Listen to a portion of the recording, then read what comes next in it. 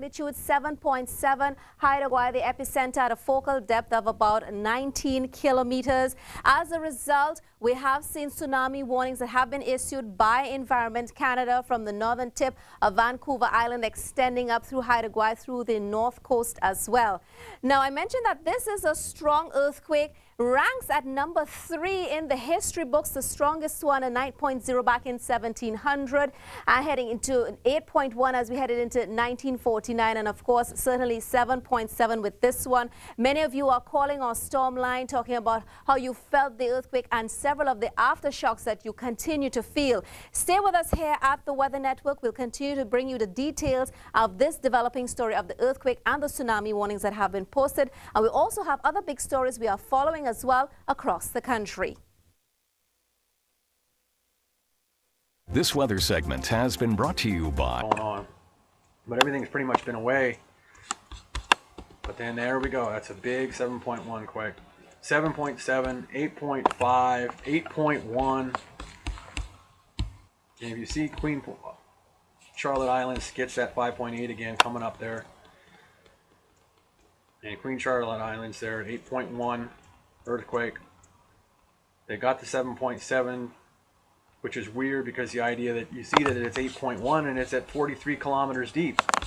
Let me take you up to the top so you see what I'm talking about, because there's your kilometers deep. It is depth kilometers. Okay, just refreshed again, so there's nothing I can do about that. It's going to do that little jump, and it's got more places that are having quakes, and then they'll end up getting the data put in later.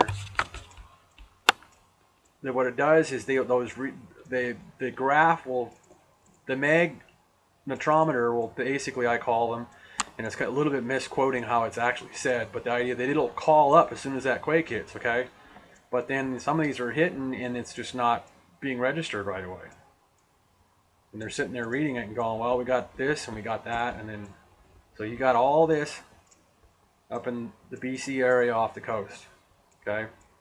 British Columbia, and like I showed you on the map a little earlier, they had a little bit of quake earlier, and this, see the other app, we had a lot of 4s and 5s going on in the Ring of Fire, okay?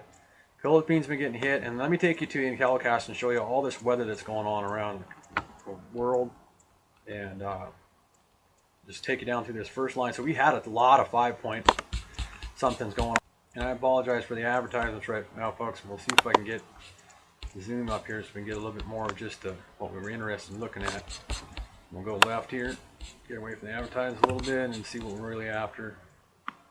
7.7, 7.7. Okay, so Queen Charlotte Islands, that's pretty much why the USGS pretty much turned around and had to report what they had to report. 7.1. And there's one way under there. I wonder if I get lucky enough that we end up finding it. Well, all I know is I'm just telling you straight up that I've seen an 8.5 magnitude quake on Vancouver Island.